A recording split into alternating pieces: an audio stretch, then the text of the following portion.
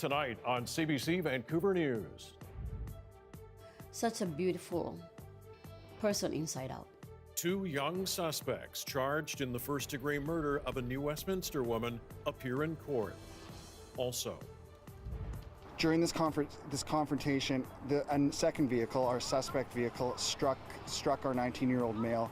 the search for suspects after a bizarre hit and run leaves a young man fighting for his life. And rocky re-entry. The crumbling SpaceX rocket lights up the sky on its return to Earth. This is CBC Vancouver News.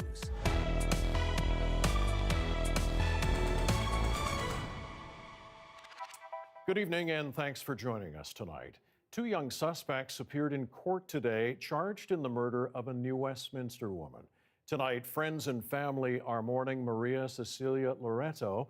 As John Hernandez reports, she was a local musician and a popular member of the Filipino community. It is shocking, to say the least. In the week that's passed, Salve Dio is still in disbelief. She's mourning the death of her close friend, Maria Cecilia Loreto, who is known by loved ones as Maisel. Knowing Maisel, she will never be forgotten. She has this bubbly personality, always happy, the smile. Loreto was beloved in the local Filipino community, perhaps best known for her voice and her live performances. She was a loving mother who worked hard to bring her family to Canada. A spirited life, tragically cut short. Loreto was found here just before 2 a.m. on March 18th. Her body was set on fire. Police believe she was killed hours earlier inside her New Westminster home, which is about a 15-minute drive away. I don't understand and will never understand why it had to end that way. It had to end so tragically that way. It is heartbreaking. 2 suspects have been arrested, 21-year-old Carlo Tobias and a 15-year-old youth not named because of their age. Earlier this week, they were charged with first-degree murder and indignity to human remains. Today, they appeared in court for the first time. A memorial at the park has drawn crowds of mourners daily. It just makes no sense. No, just no makes sense. No sense. And it just puts like a damp sadness on this whole park now, this whole yes. area. Well, makes me sad because I live here and never ever happened anything like that here. Police are asking anyone who might have information behind Loreto's death to come forward, while those who knew her simply wonder why and continue to hold on to the memories. I pray hard. I pray very, very hard that justice will be served for her and that they repent for whatever they did to Maisel. John Hernandez, CBC News, New Westminster.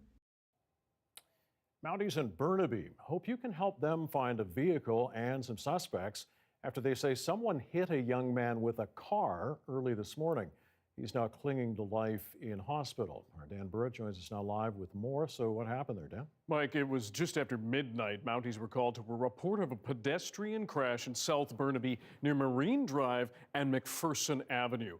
Officers say they found a 19-year-old man there badly hurt. They also discovered the car believed to have hit him took off. It's a lighter-colored 4-door sedan and may have some serious front-end damage. Now police tell us they believe some sort of confrontation erupted between 3 people in 3 vehicles. Someone unleashed some pepper spray and the victim got out of a car. During this confrontation, a second vehicle, our suspect vehicle, struck our 19-year-old male with significant force and causing significant injuries. As you said, Mounties say that young man is now fighting for his life in hospital. It's believed there were 3 people in the suspect sedan. Police say 2 were described as Asian. While they're not yet sure about the third person, some witnesses are helping police, others less so. Anyone with information is asked to contact Burnaby RCMP or Crime Stoppers. Mike. All right, Dan Burrett reporting live for us tonight. To an unusual and potentially unnerving story in Kelowna now. As Susanna Da Silva explains, police there are looking for a man who's out on the road posing as one of them. There are fears about who may be traveling this stretch of highway, tricking people into pulling over. I noticed that there were some flashing lights behind me. It looked like a police light, so I pulled over, thinking that that's what we do when we see police officers with lights. Kristen McBride stopped here around 9 p.m. A man in plain pants and a dress shirt walked up to her car and shone a flashlight at her 17-year-old daughter in the passenger seat. He said, sobriety check, and then just walked away. I thought that was really unusual, but when the lights went off, I thought, well, I guess it's okay to go now, and rolled up my window and pulled out. McBride says the white truck or SUV with red and blue lights on the grille followed her a few minutes before it approached a parked car and put on the imitation police lights again. The whole incident bothered her, but when police announced a similar incident a week later, almost 200 kilometers away, she called to report what had happened to her. It is very concerning for us. At this time, it's unclear what this individual's intentions were. Police say the two cases share similar details and descriptions of the suspect and vehicle. During that interaction, the victim just didn't feel right. He felt something was not quite right and decided to leave that traffic stop and flee towards Kelowna. Police say the person McBride saw approached by the suspect has now come forward. Last week, a man was arrested for a similar but police say not connected incident in Prince George. Concerned drivers are being told to slowly drive to a populated area or pull over, doors locked, windows up, and call 911. This former police chief says departments need to do more to educate the public. To show actually what the police will do, what they will say, what can make you feel comfortable when you're being pulled over by the police. As for McBride, she has taken to social media to try and warn others. Susanna De Silva, CBC News, Vancouver. The U.S. Marshals Service has captured a convicted murderer on the run from BC. Roderick Muchaquanapi escaped from Mission Institution last fall. He was serving a life sentence for sexual assault and first-degree murder. The convict was located at a San Diego hospital and arrested.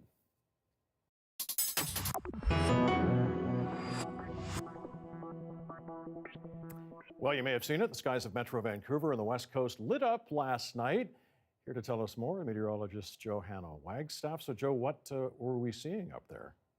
Mike, it was, spoiler alert, not aliens. But for a moment there, it was kind of terrifying for people who saw this streak. Take a look at the video sent in from Metro Vancouver. You can see what looks like a series of fireballs streaking across our sky. Beautiful, but yes, also unnerving. Parts of the South Coast received hundreds of calls to 911 and fire departments, people asking what they were looking at in the skies. In some cases, fire departments tweeting, we are working on it. We're not sure. We're going to ask NASA, but we have no reports of planes or aircraft in distress. It was actually Dan Burritt who alerted me with a message last night saying, do you know what this is? And I did not. Luckily, we had an astronomer on the case from Harvard who had been tracking a leftover spent rocket from a SpaceX launch that entered our atmosphere last night. Take a listen to how he describes the site. The headwind is so dense that at 17,000 miles an hour, you just burst into flame. The aluminum in the spacecraft melts, the thing disintegrates into flaming blobs of metal that are still trying to go through the atmosphere at 17,000 miles an hour. And so that's why you see these flaming chunks of fire that are all sort of separate but going on parallel tracks. Yeah, well, talk about a rocky re-entry for SpaceX. Yes. I guess so technically Elon Musk is to blame or to credit for the light show, but does this sort of thing happen very often? Yeah, I'm talking to the astronomer. He said it actually happens once a week somewhere in the world. The sort of 9,000 tons of space junk we have does re-enter our atmosphere, usually controlled though, and that was what was supposed to happen with the second stage rocket. It was up delivering satellites March 4th, and it was supposed to control descend, burning up over Antarctica. It did not fire up and entered into an uncontrolled descent. So astronomers were tracking it, not exactly sure where it would end up, which is why we didn't get any sort of alert. Now, luckily, all, or at least most of the pieces would have completely burnt up as it hit our atmosphere. But he also said that the number of satellites in our orbit has gone from 1,000 to 4,000 just in the past few years. So we are looking to see space junk also increase in numbers. So have to keep our eyes on the skies as we head into the forecast, I guess you could say. And speaking of forecast, I will be talking about our own visual dome above us as we head into the weekend. I've got sun and rain in the forecast. A little of everything. All right, Joe, thanks very much. We'll look forward to that.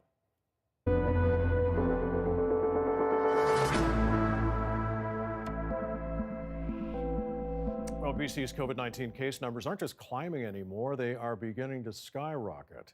Today's new cases are the second highest single-day number ever in BC.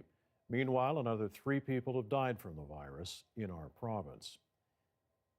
And the emergence of new COVID-19 variants is driving up infection rates right across the country.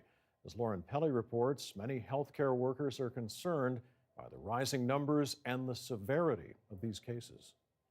As the weather gets warmer and more people gather and mingle, CBC News has seen new data on variants in Ontario that might make all Canadians stop and think.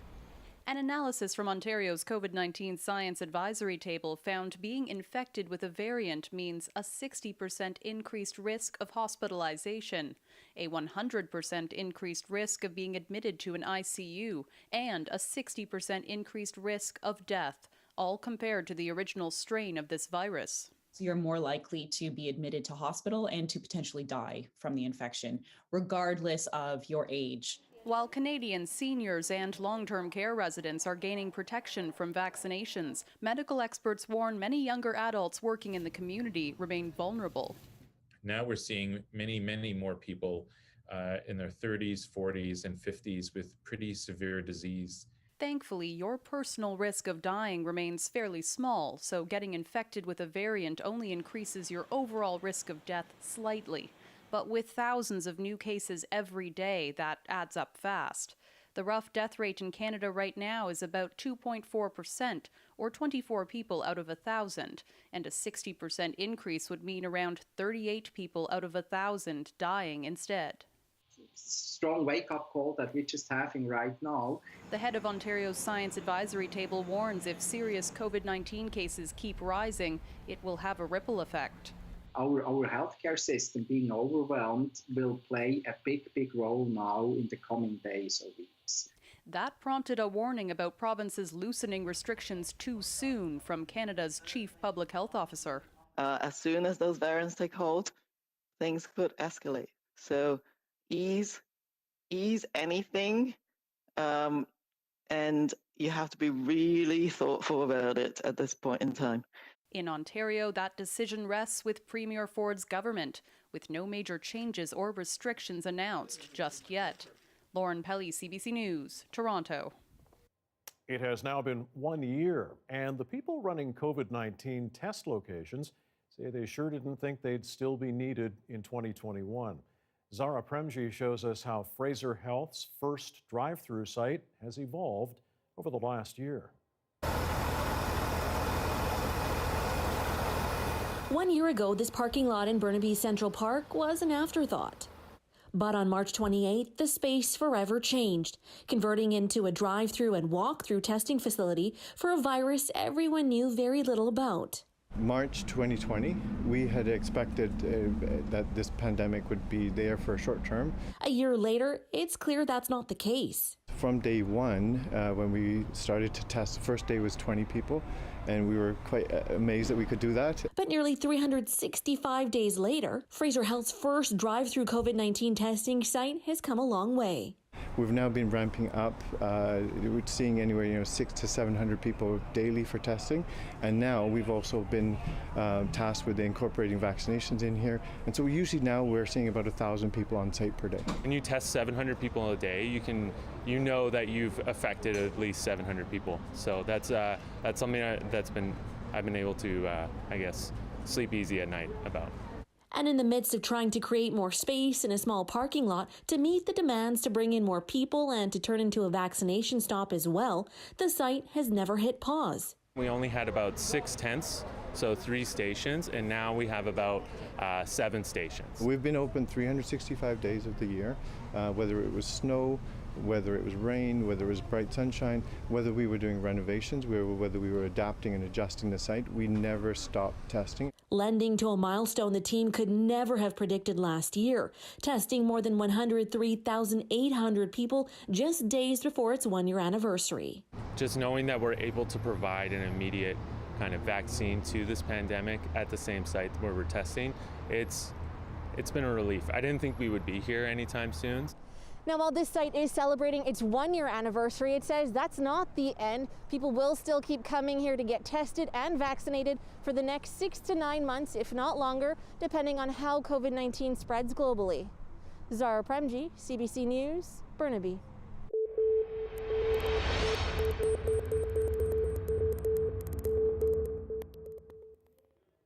A year has passed since the province introduced new guidance to doctors allowing them to prescribe hydromorphone as an alternative to illicit drugs.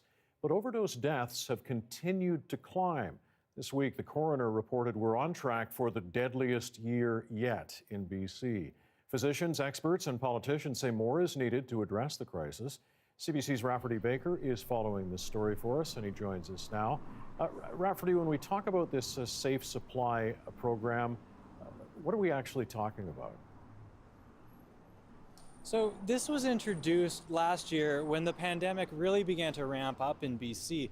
Officials realized they had 2 very serious public health emergencies on their hands. So in a rush, they created this policy to allow doctors to prescribe this opioid to patients, hydromorphone. It was a way to allow people to self-isolate in case they had COVID and avoid the withdrawal from missing their drugs. Okay, so how's it gone so far? Well, last March, when this policy was introduced, there were 677 people receiving hydromorphone as an alternative to illicit drugs. Now, that number has increased to 3,329 people, a significant increase. But the province estimates there are 77,000 people diagnosed with opioid use disorder. And it's worth mentioning there are about 23,000 people receiving treatment like methadone or Suboxone. That could mean there are roughly 50,000 people still not receiving treatment. All right, so what are you hearing about problems with this program? Well, there are a few points that keep coming up. One of the challenges people tell me about is access to the program, and they're pointing the finger at the doctors who could be prescribing. It's going bad because most of the doctors just don't want to do it. So most people I'm familiar with who tried to get access to this policy weren't able to. Lots of doctors just aren't doing it. Lots of doctors have said no. There's a few that are, but by and large, it's failed to launch. There's some really heroic doctors and now nurses that are jumping in to do this, but many people within the medical community just have not, I think, done enough to save lives. And then there's the issue of what doctors are actually able to prescribe. In the last year, I'm told that drugs have become more complicated with mixtures affecting what's in each dose and also much stronger. We have seen that hydromorphone or Dilaudid hasn't cut it. I mean, people have really high tolerances because of how toxic the supply has become. And so we need to be able to provide access to what people actually need. What we need is fentanyl and heroin. That's what we need. Okay, Rafferty, so what's next for the Safe Supply program? Well, the BC government and the BC Centre for Substance Use are now working on a new version of this policy, something to last beyond the pandemic. I'm told that can be expected in May. Here's Cheyenne Johnson with the BC Centre on Substance Use. We do hope that there's been some mitigation of deaths because of people being able to access risk mitigation prescribing. But obviously, as a part of a package or strategies to reduce overdose risk, 3,500 people is really not enough. Johnson and others expect the new policy to allow different types of drugs to be prescribed And they say the urgency for this is very real. Johnson points out that by the end of today, 5 more people will have died as a result of this crisis. Mike? All right, Rafferty, thanks very much. Rafferty Baker reporting from Vancouver tonight. Teck Resources has been fined $60 million for contaminating waterways in the Elk Valley. The fine is the largest ever levied under the Fisheries Act. Teck pleaded guilty to polluting the Elk and Fording rivers in 2012. That reduced the population of a unique species of cutthroat trout by more than 90%. So far, the mining company has invested nearly $1 billion to try to improve water quality in that region.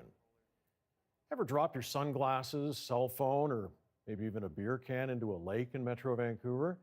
Well, there's a good chance a volunteer from Divers for Cleaner Lakes and Oceans has found it. The team cleans up litter underwater. Our GP Mendoza caught up with them on their latest dive to see what they found. Sad to say, we actually have not seen a clean lake.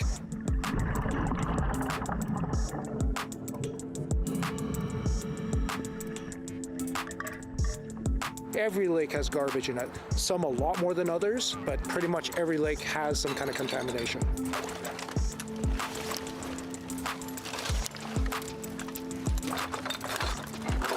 We've been doing this since 2013.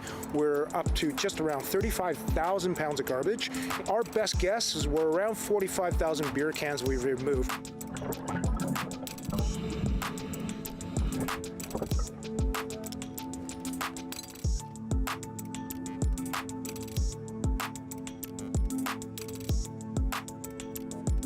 So right now we're coming up to the summer season, and this dock will be filled with 50 kids drinking. Next season, when we come back, there will be another 400 beer cans underneath again. So it's never really clean.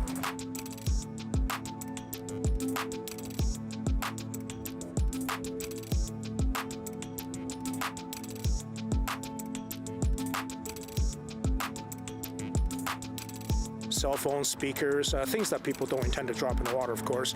We do find a lot of GoPros when we try to return those. I think we're actually 99% successful in returning GoPros because you have the footage on them, we can identify them.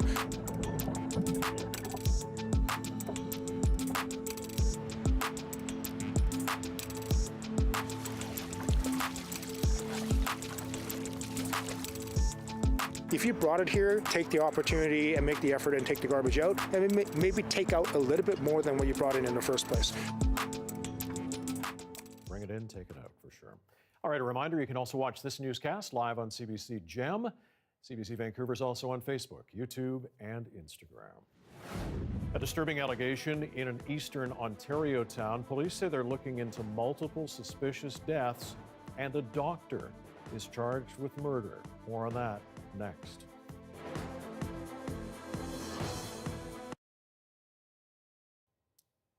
And at 6:22, thanks for staying with us during our commercial-free live stream tonight.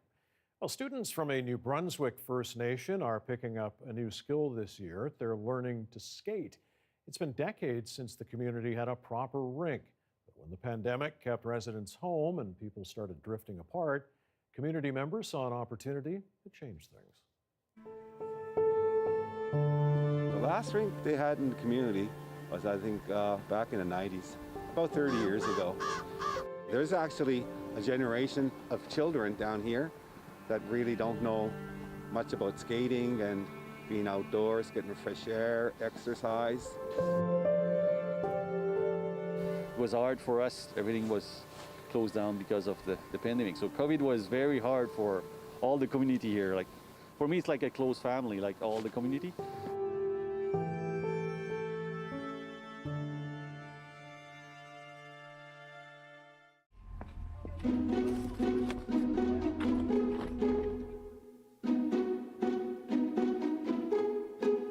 We started December 4th, I think, something like that. And we brought everything, and after Christmas in January 5th, we started building the rink. So it took us like 8 days or something or so. It was brought and built, but with the adults, but with the kids too. So elders, youth, everybody was together to build the rink. So built by the community. wasn't me, it was the kids. We asked the kids what they wanted. They had nothing for them, but with the rink, you've got people coming out. We have elders that were out here skating. We've never had a place where we could go and join each other, kind of thing. Are you here a lot? Yes, I'm here a lot, yes. It's actually quite fun because I get to see my friends a lot more. It feels great. Like when the teacher takes us out, I get very excited now because I used to be like, oh man, type of moment. But then now I'm like, yes, we get to go skating, we get to go outside, we get to learn. I love it. Skating is very fun. I'm saying that right now. Skating is fun. They just come here and enjoy and hang out with the other kids. Even the adults came and they were playing with the kids, so that brings the community together, right? When I give hockey a try, I'll be just like my dad who likes to play hockey and all. Be grateful for what you have. Some people don't even have ice rinks. They don't even have winters. It's a great thing. It's a great thing that happened to the community, and it's just the beginning, I think. Yeah.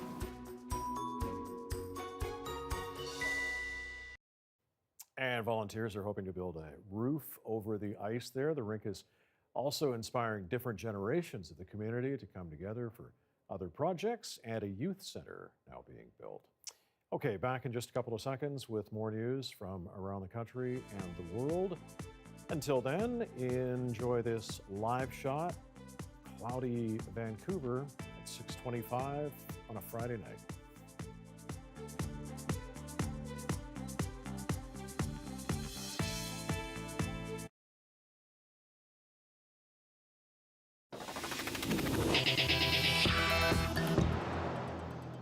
A doctor in a small town in eastern Ontario has been charged with murder.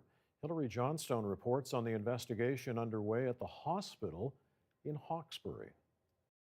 Ontario Provincial Police say that they came here to this hospital in Hawkesbury, about an hour east of Ottawa, last night on Thursday evening in connection with an investigation into a number of suspicious deaths here in Hawkesbury. They say that they took one person into custody. We know that that person is 35-year-old Dr. Brian Nadler. He was a doctor here at the hospital. Now, the OPP have not confirmed exactly how many deaths they're investigating or how long the investigation has been going, but earlier this afternoon, shortly after 1 o'clock, Nadler made a brief court appearance where he was charged with one count of first-degree murder. His defense attorney says that Dr. Nadler plans to vigorously defend himself against this charge. Now, we know that Dr. Nadler graduated from the University of McGill back in 2010. He also spent time at the University of Saskatchewan's College of Medicine between 2014 and 2018. And back in 2018, he faced professional misconduct charges at the University of Saskatchewan.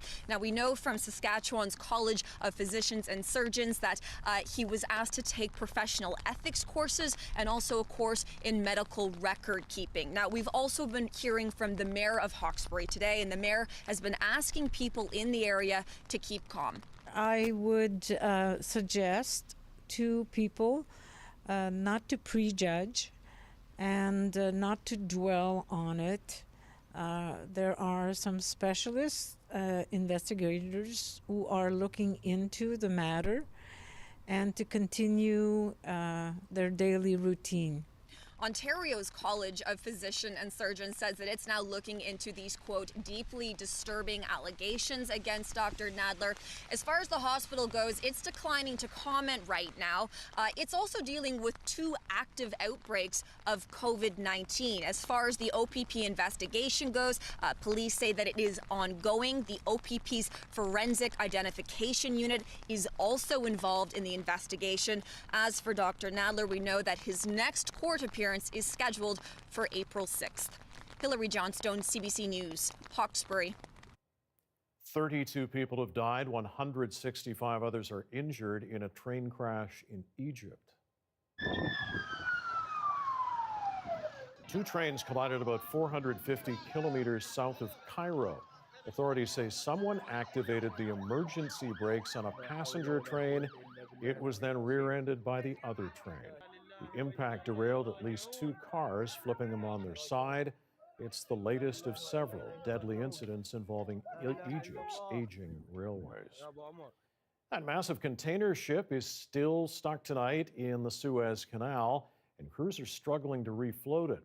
One of the world's biggest container ships that ran aground in the canal earlier this week. The Ever Given has been wedged across the canal since Tuesday after running aground. It lost steering in high winds during a sandstorm. It could be another 5 days before the vessel is refloated. More than 200 ships are now anchored, waiting to pass through the canal. The diplomatic spat between China and the West is heating up. Beijing has issued sanctions against several British MPs and others who made comments about China's treatment of Uyghur Muslims. As Tessa Arcia reports, the move is in response to sanctions imposed by the UK government. It's a tit-for-tat, a sanctions face-off. Call it what you will, it isn't good. Beijing slapped sanctions on 4 entities and 9 British citizens, including 5 MPs, mostly travel bans and asset freezes. Now, this is in retaliation for the UK joining Canada, the EU, and the US in slapping sanctions against Chinese individuals earlier in the week. This is for alleged human rights abuses against the Uyghur Muslims in Xinjiang in Western China. Now, China said the basis for those original sanctions against it were based on lies and disinformation. Now, a spokesperson from the Chinese Foreign Ministry, Hua Chunying, said that China will not sit back and ignore things that undermine its sovereignty and honor. And she also went on to remind everyone that the first one to fire the firing shot were Western countries, in fact, and she said they were provoked. And she said that China's response is justified. Now, for the UK side, Foreign Secretary Dominic Raab said the government stands with the 9 people that were sanctioned today. Well, it won't deter us from continuing to raise the plight of the Uyghur Muslims and other minorities in Xinjiang. He also called on Beijing to allow international access to Xinjiang to get to the bottom of the situation there. British Prime Minister Boris Johnson said that he, too, sided with critics of China. Now, in another show of fury, retail giants Nike and H&M are facing a backlash in China after they expressed concern over alleged use of forced labor in cotton production in China. And now many Chinese have called for those boycotts, and celebrities have cut ties with the brands, and e-commerce platforms have pulled out and dropped H&M. Now, it was a risk for those brands. China is a massive market, commercial market of 1.4 billion people, and people there do resort to boycotting as a protest tool or a show of defiance, especially when they feel like there is unfair criticism coming from the outside. On the other hand, though, China is a partner in many ways, so this rising tension does complicate relations. Tessa Arcia, CBC News, London. The emergence of new COVID-19 variants is driving up infection rates across the country. It's a major concern tonight. Just ahead, we'll speak to an expert.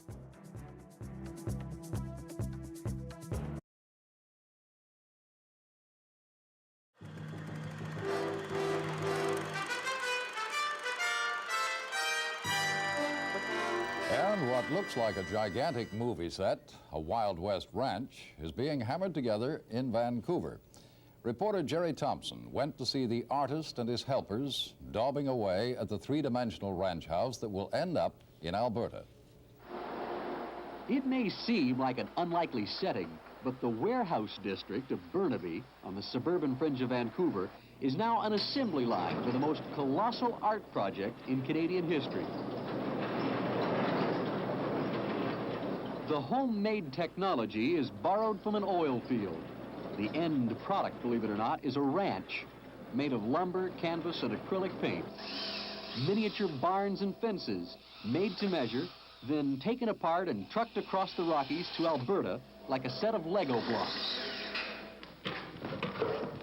The genius behind it all is Alan Wood, a British-born artist who came to Canada 9 years ago and decided to focus his vivid imagination on the Wild West. I think ranch architecture is to North America, it's the classical architecture of North America. It is, the Parthenon is to Greece, as Georgian and Elizabethan architecture is to Britain. It's the symbol of the West, and it's unique and wonderful. Alan Wood's $500,000 financial backing was put together at a fashionable Gastown art gallery by a man named Sam Houston, art collector, agent, and above all else, the incredible promoter who will get them all into the tent. And make them go, look at what's going on here. My God, look at what these people are doing. We've got to know about it. We've got to be part of it. I'm sure there'll be people who hate it, and there'll be people who love it. There'll be people who don't understand it, and there'll be people who all of a sudden get a glimmer of understanding from what he's trying to do.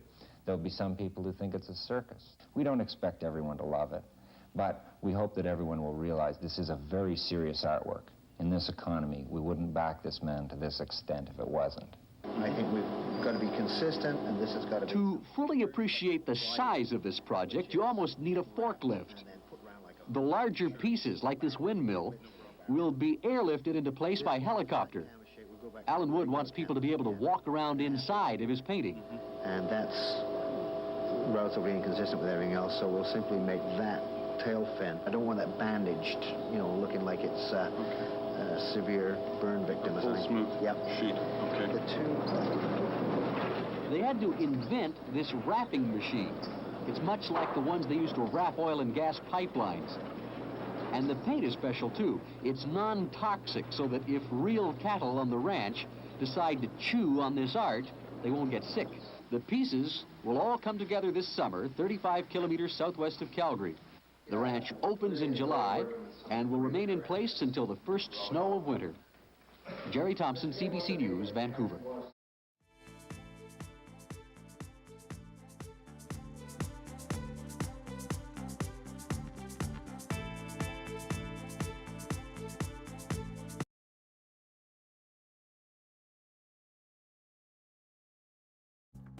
Some of the stories we're following tonight on CBC Vancouver News.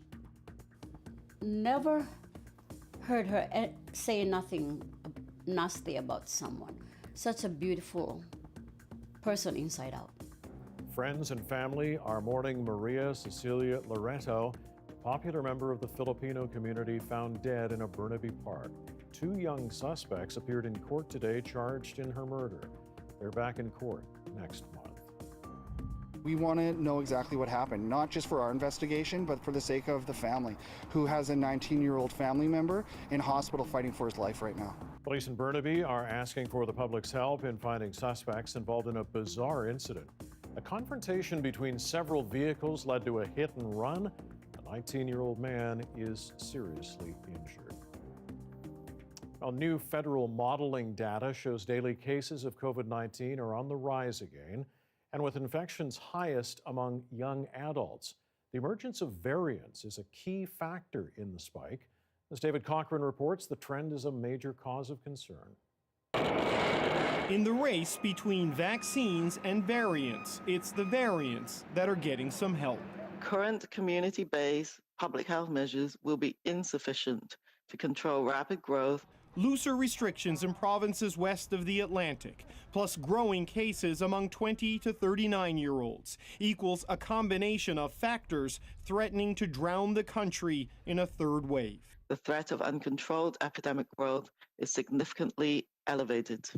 This is why measures must be stronger, stricter, and sustained long enough. A crisis not just in the number of cases, but the severity. The variants that are driving caseloads are more contagious, more serious, more deadly. And then they've now released the data that is showing, there's 60% increase in risk of hospitalizations, 100% increase in admission to ICUs, 60% increase in the risk of death. And these severity indicators can be seen across all age groups of the adult population. The variants already in a deadly sprint, the vaccines only now building up speed. We are now seeing that supply surge, and it is set to continue. A surge fueled by at least 1 million Pfizer doses a week, increasing Moderna shipments, 1.5 million doses of AstraZeneca coming from the U.S. next week. Yesterday alone, 190,000 Canadians received a vaccine dose. 11% of the Canadian population has received at least 1 dose so far.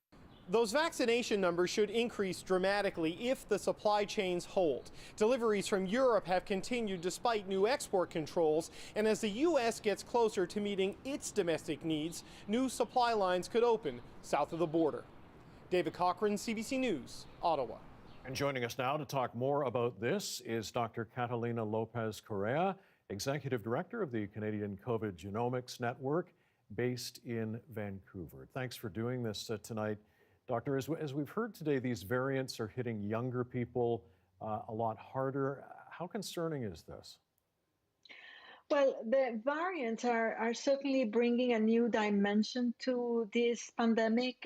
We have seen in the UK how this, in particular, the B117, the variant that was initially discovered in the UK around September, has been really growing in numbers. And there are reports now that indicate this variant is associated with a higher mortality and higher hospitalization rate. So we have received also reports that there might be an increased number of younger people that are affected by those variants. But all those data points, we need to confirm in more scientific investigations and doing more genomics and more sequencing to really understand how those variants are moving and what's the association with the clinical presentations.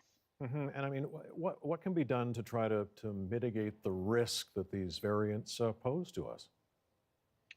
Yeah, I think the first and very important thing is the work we're doing with genomics with Cancogen, with the Canadian COVID Genomics Network, which is sequencing and increasing the amount of sequences we're generating to really I would say stop the rumors and get the data to know where those variants are, how many we have, how are they spreading across Canada. And that's a part that we're doing. And now in terms of the population, I think a key element is what we keep on saying is keep the distance, wash your hands, wear your mask. I think we have to continue, in particular now with those variants that are, we call them variants of concern, that have potentially increased transmissibility. There is potential risk that some of those variants could escape some of the vaccines. So I think it's important to continue with those measures. All right. So based on that, I mean, do you think it's a good time for the province to be loosening some restrictions with the variants out there? I think the most important right now, at least from a Cancogen perspective, is to continue increasing the sequencing, and that's exactly what we're doing to help us understand how the variants are, where are they located, and what the numbers, the real numbers are. It's only with sequencing and with genomics that we can get the exact information about those variants. And that information is the one that will help us inform public health and policy decisions in the province. And just finally and quickly, do you see any light at the end of the tunnel here? I do. You know, I've been working day and night on this pandemic for more than a year now. And I think the vaccines are really bringing, again, a lot of hope for us. So I think we will be getting there. But also, on the other hand, we see the variants that are bringing, as I say at the beginning, another dimension. So we still need to be careful. This is not the end of the story, but we are actually seeing the light at the end of the tunnel. Well, that's good news. All right, Dr. Catalina Lopez Correa, we appreciate you joining us. Thanks for your time tonight. Thank you. A family in need of a stem cell donor got some good news. Now they're raising awareness for those still waiting. Their story is next. And at 6:42 Friday evening, there's a look south from the CBC building up Cambie Street, City Hall. There, a cloudy Friday evening for much of the South Coast, but the weekend is here. Johanna will tell us what we can expect next.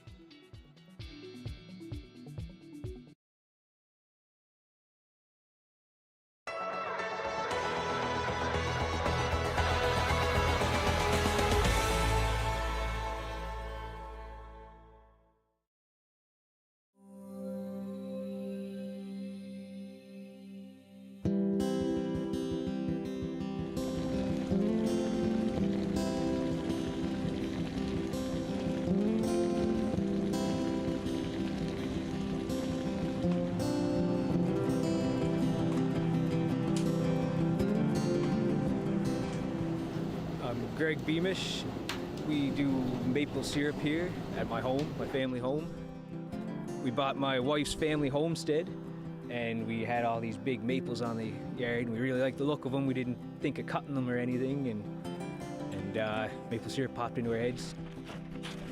I tapped about 700 trees, and that's big enough for me, for one guy to look after. Be nice to see it dripping more than that, but you gotta deal with the weather, I guess. On a good day, I'll get a gallon or better per tap. Not too much. This year, it seems like it would be a good year, but this is my second boil yet, and normally I'd have 4 or 5 in. It's not looking like it's going to be a good year, and you really need it to be +5 or better during the day, and it has to freeze the night before. The freezing and thawing makes the pressure in the tree, and if you don't have that, the sap won't run. So on a good day, I'll fill my tank out in the woods. I have a little pipeline. I fill that tank, and I'll haul it here to the sugar shack. I pump it up to another tank, and then it's gravity fed into the evaporator. Pretty well the old-fashioned way, except for my pipeline. I burn wood. I put quite a few hours in there every year, boiling it off. It's a ratio of 40 to 1 for the sugar content. So every 40 buckets of sap I get 1 bucket of syrup. This is our main filter. It's 5 micron, and I put it on this little 1/2-inch pipe. Helps to keep it open for me. A lot of the things I do around here are homemade. So we boil it in the shack here. I filter it and store it in buckets until my season's done. Once it's all done, I clean everything up, haul it to my father's distillery, Deep Roots Distillery, and we filter it again, and then we bottle.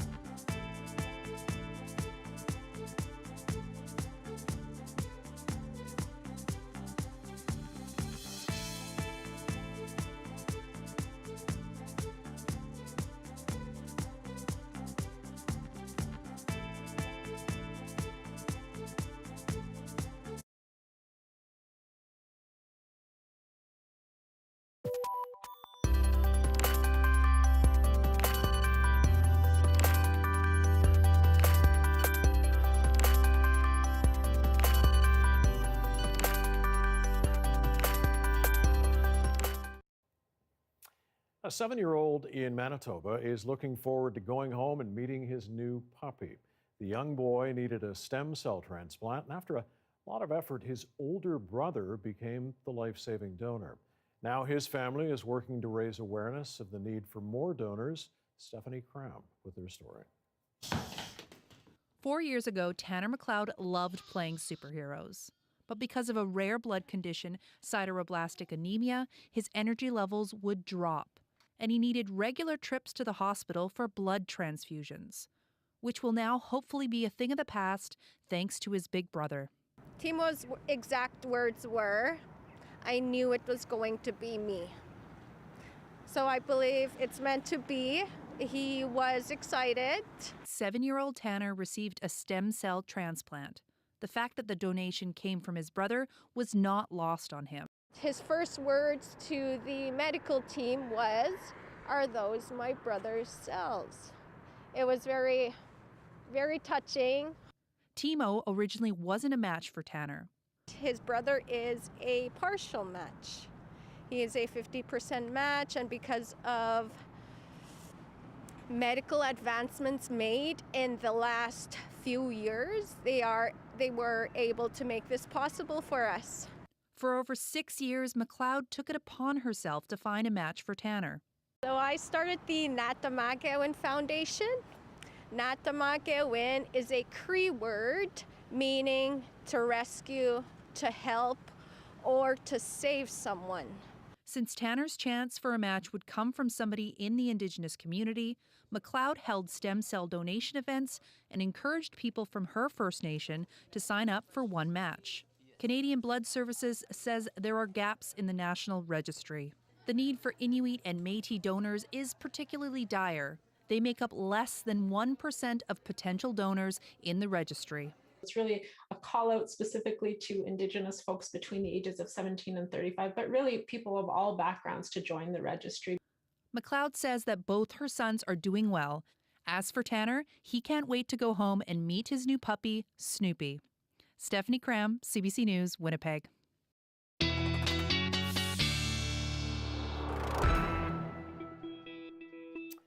Johanna Wagstaffe here again with the forecast. It is indeed the weekend, so that means the pressure's on. Yeah.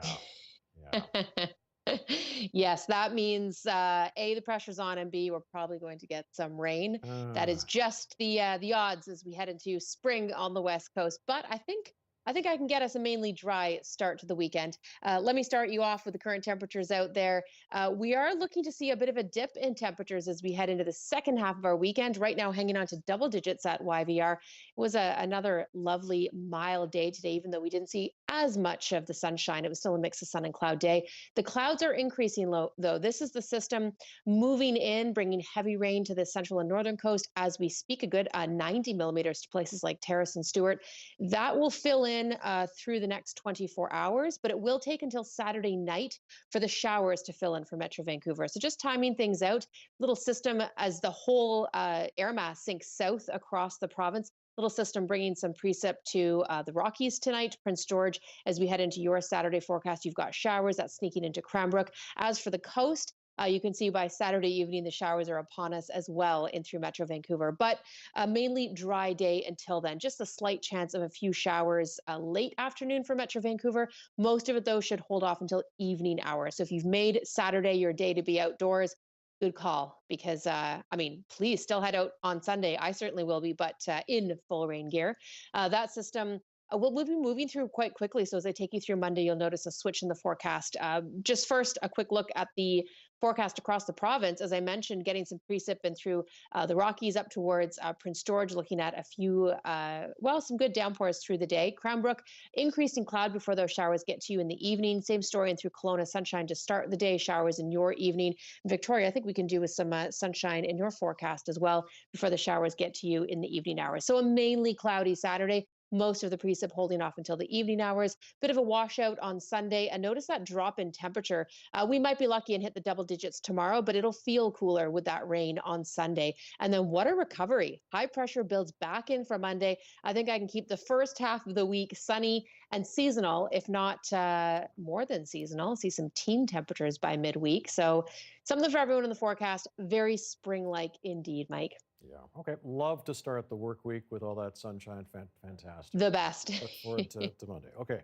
I know you're staying with us because we got breaking news tonight on Theodore Tugboat. We're going to have that coming up. Talk to you in a bit, Joe. Or right now, move over to Lucio. Restaurants are taking a slice of the frozen pizza pie market. More on the pandemic pizza transformation next.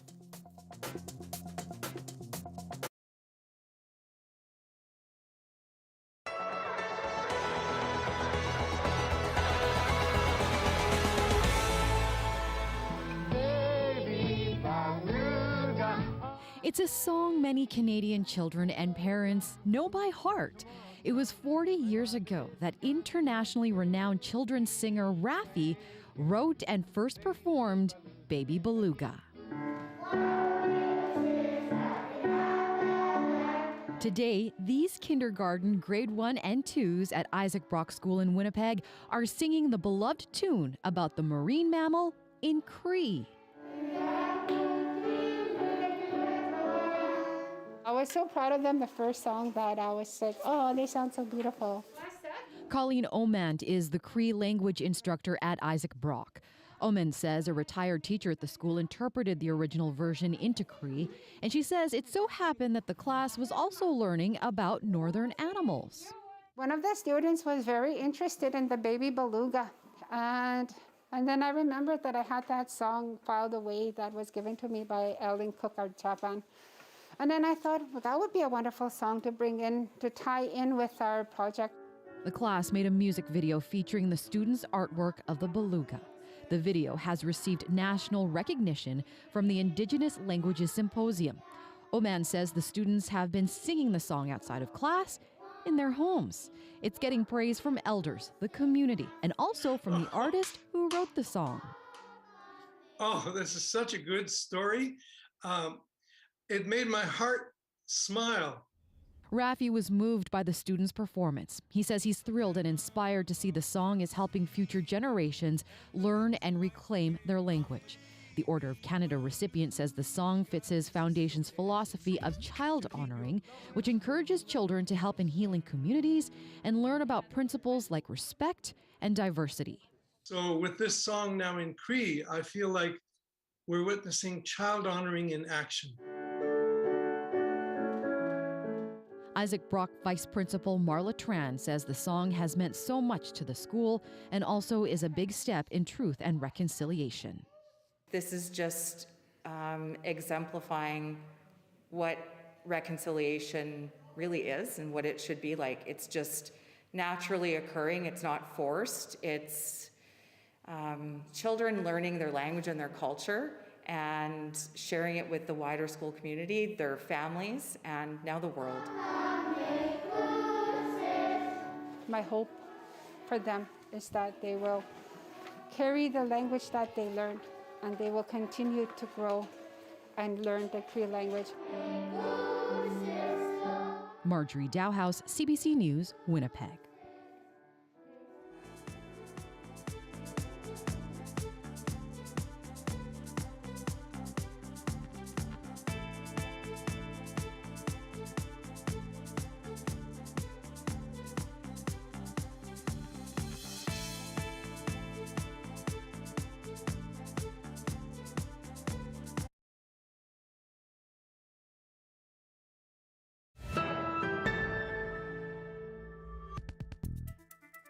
A fixture on Nova Scotia's waterfronts is leaving the province for a new job.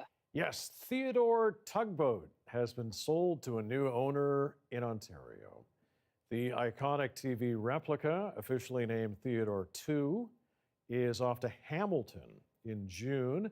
There he will take on a new role inspiring careers in the marine industry.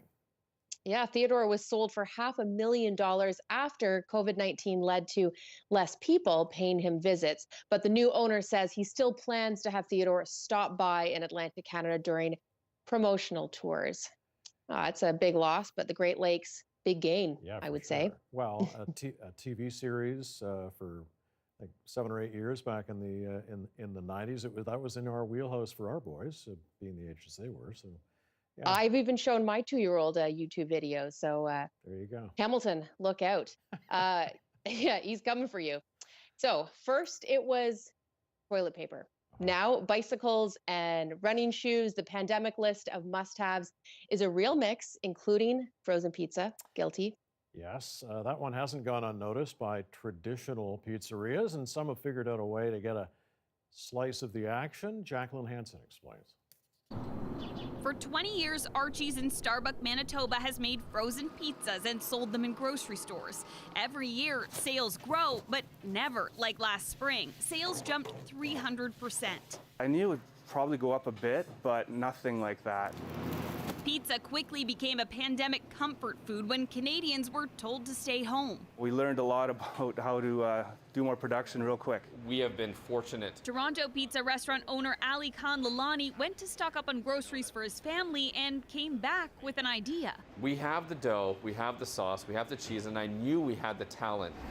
The dining area at General Assembly Pizza was transformed into assembly lines to make and package its first ever frozen pizzas. If it wasn't for that shift, I don't think we'd be here today.